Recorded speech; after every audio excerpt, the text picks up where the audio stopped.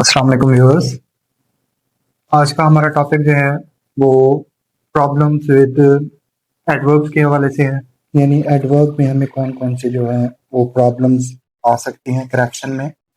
जब हम paper solve कर रहे होते हैं या टेस्ट वगैरह में वो आ जाते हैं तो हम किस तरह उसको करेक्ट करते हैं, उसमें कौन कौन सी जो है वो उसमें कौन कौन से एरर्स वगैरह हो सकते हैं, उनके रूल्स हमने डिस्कस करने हैं। लेकिन उससे पहले हम ये पढ़ेंगे कि एडवर्ब क्या होता है और उसकी टाइप्स कौन सी होती हैं।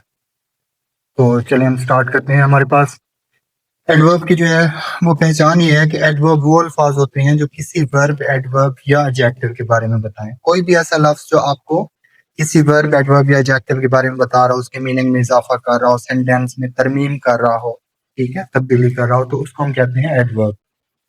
जैसे एग्जाम्पल से जाहिर है, ही रन्स फास्ट। अब ये सेंटेंस जो है इसमें आपको रन्स जो है ये वर्ब दिया गया है, एक एक्शन वर्ब है, ठीक है। इसके मुताल्लिक या इसके मैनी में इजाफा कर रहा है फास्ट। ही रन्स वो दौड़ता है, कैसे दौड़ता है? फास्ट। तो ये एडवर्ब है क्योंकि वर्ब के बारे में बता रहा है। नेक्स्ट पे हमारे पास ही रन्स वेरी फास्ट। अब पहले ही हम एक एग्जांपल में ये जो है वो वाजे कर चुके हैं कि फास्ट वर्ड जो है वो आपका क्या है? एडवर्ब है क्योंकि वर्ब के बारे में बता रहा है। अब हमने ये बताना है कि जो एडवर्ब के बारे में बताया वो भी क्या होता है? एडवर्ब। तो वेरी फास्ट या फास्ट के बारे में बता रहा है तो जो एडवर्ब के बारे में बताया वो भी एडवर्ब होता है। इसके अलावा कोई ऐसा वर्ड जो आपको एडजेक्टिव के बारे में बता रहा हूँ, for example he is very nice person.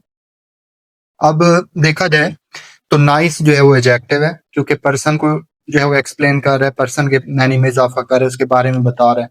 तो जो नाउन के बारे में बताया वो एडजेक्टिव होता है और जो एडजेक्टिव के बारे में बताया वो भी एडवर्ब होता है। अब अगर इसकी टाइप्स की बात करें तो टाइप्स में हमारे पास एडवर्ब ऑफ मैनर है, ठीक है। मैनर मतलब कोई काम करने का तरीका जाहिर करे, और उसमें अल्फाज हैं आपके पास जैसे कि यानी फास्ट होता है, फास्ट, वेल, क्विकली। नेक्स्ट है हमारे पास एडवर्ब ऑफ प्लेस, जैसे कि here, there, in, out, outside, inside. इस तरह के अल्फाज तो वो आपके जाहिर करते हैं किसको? प्लेस को। एडवर्ब ऑफ टाइम वो होता है जो वक्त को जाहिर कर रहा हो, जैसे now, then, late, early, before. इस तरह के जो वर्ड होंगे वो आपके किसको शो करेंगे? एडवर्ब ऑफ टाइम को। और एडवर्ब ऑफ फ्रीक्वेंसी, कोई काम आपका कितनी मर्तबा हो रहा है, जैसे once, twice, 5 time, 4 time, daily, weekly, monthly, yearly. तो ये सारे अल्फाज आपके क्या कहलाएंगे? Adverb of frequency. उसके बाद आपके पास एडवर्ब ऑफ डिग्री और क्वांटिटी, जो मिकदार जाहिर कर रहे हो, जैसे वेरी, मच, टू, ठीक है, इस तरह के अल्फाज। और एडवर्ब ऑफ निगेशन और अफर्मेशन, जो आपका यानी मस्बत या मनफी जुमलों को जाहिर कर रहा हो, जैसे यस, नो, इंडीड वगैरह। एडवर्ब ऑफ कॉज और रीजन, जो वजह जाहिर कर रहा हो, रीजन वगैरह जाहिर कर रहा हो, जैसे वाई, देयरफॉर, इस तरह के अल्फाज। और adverb of interrogation, adverb of interrogation क्या होता है कि जो आपको जो है ना मेन मतलब सवाल के लिए इस्तेमाल हो रहा हो, ठीक है, जो सवाल के लिए इस्तेमाल हो रहा हो उसको हम क्या कहते हैं? एडवर्ब ऑफ इंट्रोगेशन, जैसे वाई, व्हेन, वेयर वगैरह। और एडवर्ब ऑफ रिलेशन, जो फर्स्ट पार्ट में किसी नाउन या प्रोनाउन से रेलिवेंट हो, उससे मुताल्लिक हो, कोई रिलेशन जाहिर कर रहा हो, उसको भी हम एडवर्ब ऑफ रिलेशन कहते हैं, जैसे एज, हु, वाइल वगैरह। तो ये हमारी कुछ टाइप्स हैं जो हमने इसके अंदर डिस्कस की। अब ये आपका एग्जाम में पेपर में किस तरह आता है वो हम इसके अंदर डिस्कस करेंगे। उसके कुछ उसूल आपको दिए हुए हैं, जैसे फर्स्ट पे है, फर्स्ट है इसका कि वेयर के साथ प्लेस और वाई के साथ रीजन इस्तेमाल नहीं होता। मतलब जब भी ये वर्ड इकट्ठे आ रहे होंगे तो गलत होंगे। जैसे यहाँ पे आपको दो कैटेगरीज दी गई हैं, एक आपके पास इनकरेक्ट में और एक करेक्ट में। फर्स्ट पे आपके पास है कि this is the place where Ali was born. अब देखिए प्लेस और वेयर ये हमने पढ़ा कि दोनों इकट्ठे नहीं आएंगे, तो इसमें ये एरर है। आपने क्या करना है कि इसमें मेंशन करना है this is where Ali was born. Translation करें तो आपको ये सही लग रही है कि दिस इज द प्लेस, ये जगह है वेयर अली वाज बोर्न, जहां अली पैदा हुआ। लेकिन यहाँ पे ग्रामेटिकली मिस्टेक है, ये दोनों इकट्ठे नहीं आ सकते, तो आप क्या लिखेंगे? वेयर।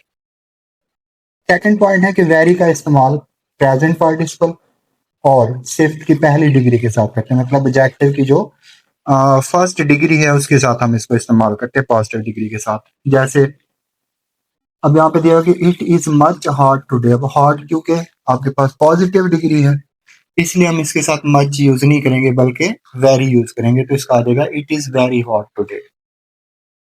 नेक्स्ट पॉइंट है गुड एंड वेल। ठीक है, गुड और वेल, अब दोनों अगर देखा जाए तो दोनों सेम सेंस तकरीबन रखते हैं। जैसे गुड मतलब भी अच्छा होता है, वेल मतलब भी अच्छा होता है, बेहतर होता है। लेकिन गुड का इस्तेमाल बतौर एडजेक्टिव, जबकि वेल का बतौर एडवर्ब इस्तेमाल होता है। यानी वेल जो एडवर्ब के तौर पे आता है और गुड जो एडजेक्टिव के तौर पे आता है। अब यहाँ पे है कि he is a well student, तो वेल तो नहीं होना चाहिए यहाँ पे, क्योंकि वेल तो एडवर्ब के तौर पे आता है, हमें बताना तो नाउन के मुताल्लिक है। लिहाजा यहाँ पे वेल की बजाय गुड लिखेंगे, जैसे he is a good student, well नहीं आएगा। इसी तरह से नेक्स्ट है हमारे पास बिफोर एंड एगो, दोनों तकरीबन सेम मीनिंग रखते हैं, लेकिन डिफरेंस क्या है?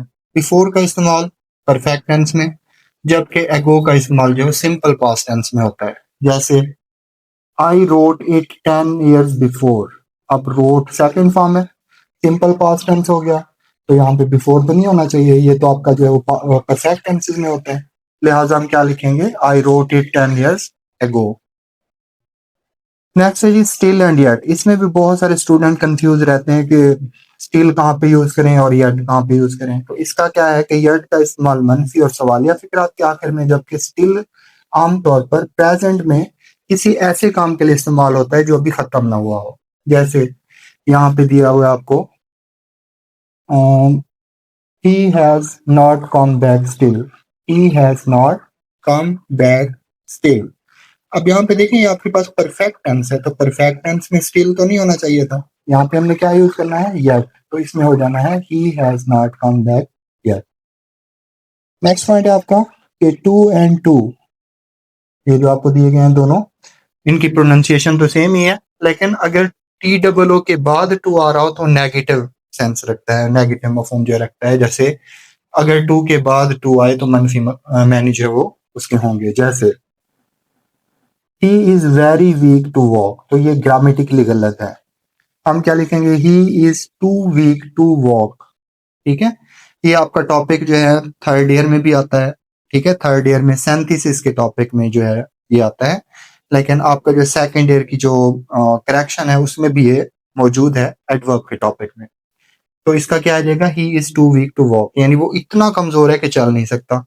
ठीक है, इसके बाद नेक्स्ट है हमारे पास इनफ। आमतौर पर एडजेक्टिव और एडवर्ब के बाद, ठीक है, इसका इस्तेमाल होता है। इनफ का इस्तेमाल आमतौर पर एडजेक्टिव और एडवर्ब के बाद होता है, जबकि नाउन से पहले। ठीक है, नाउन से पहले होता है, एडजेक्टिव और एडवर्ब के बाद होता है। जैसे it is enough good to work hard, अब गुड देखा जाए तो एडजेक्टिव है, तो ये इससे पहले तो नहीं होना चाहिए था, इसके बाद होना चाहिए था। लिहाजा यही इसमें मिस्टेक है, तो हमने क्या लिखना है? It is good enough to work hard. Next point है हमारे पास कि कैन नॉट हेल्प या कुड नॉट हेल्प। ठीक है, इसके बाद आमतौर पर आईएनजी फॉर्म लगानी होती है उस वक्त जब आप ये मफहूम जाहिर करना चाहते हो कि इसके ये किए बगैर ना रह सका। ठीक है, इस तरह का कोई जो है ना वो सेंस अगर बनानी हो तो इसमें क्या आ जाएगा आपके पास? ING form. अब यहाँ पे है कि I can not help but to laugh, तो ये गलत है, हमने लिखना है I can not help laughing. ठीक है, उसके बाद हमने जो प्रेजेंट पार्टिसिपल फॉर्म है, आईएनजी फॉर्म है, वो हमने यूज करनी है। नोट दिया है कि दर्ज सेल जो लिंकिंग वर्ब है, लिंकिंग वर्ब के साथ एडवर्ब की बजाय एडजेक्टिव इस्तेमाल करें। यानी ये जो वर्ड दिए हुए हैं इनके साथ हमने क्या करना है? एडवर्ब की बजाय एडजेक्टिव का इस्तेमाल करना है। वर्ड कौन से हैं? जैसे लुक, सी, स्मेल, साउंड, टेस्ट, बी वगैरह, या बिकम, गेट वगैरह। जैसे द फूड टेस्ट्स वेल। ठीक है, तो यहाँ पे क्योंकि टेस्ट दिया हुआ है तो इसके बाद हमने एडवर्ब यूज नहीं करना बल्कि एडजेक्टिव यूज करना है। तो क्या आएगा? The food tests good. तो ये आज हमारा टॉपिक था, मैंने इसके जो सीधा सीधा पॉइंट जो है अहम अहम पॉइंट वो इसके अंदर डिस्कस किए हैं। और मोस्टली स्टूडेंट्स इसमें जो है ना वो यानी गलती कर बैठते हैं, वो इनको मिक्स अप कर देते हैं, क्योंकि मीनिंग इनके जो है वो रेलिवेंट होते हैं, एक दूसरे के मिलते जुलते होते हैं, इसलिए उन्हें समझ नहीं आती कि कौन सा वर्ड जो है वो इसमें गलत है और क्या सही है। तो आपने इसको जो है ना ध्यान से देखना है, इसको सुनना है बगौर, और इसकी प्रैक्टिस करने की कोशिश करनी है। अगर एक बार में समझ नहीं आता तो आप इसको जो है वो दोबारा से देखें वीडियो को जब तक आपको ये चीज़ समझ नहीं आती। और अपने साथ जो है जब हम ग्रामर का टॉपिक डिस्कस करें तो आप अपने साथ जो है नोटबुक पेंसिल वगैरह रखा करें ताकि उसके मेन मेन पॉइंट जो है उसमें नोट कर लें। और अगर किसी का कोई जो है वो मतलब पॉइंट समझ ना आ रहा हो, कोई क्वेश्चन हो किसी का, तो वो कमेंट सेक्शन में ज़रूर पूछा करें। ठीक है, मैं कोशिश करूंगा इंशाल्लाह आपको उसके आंसर दूं।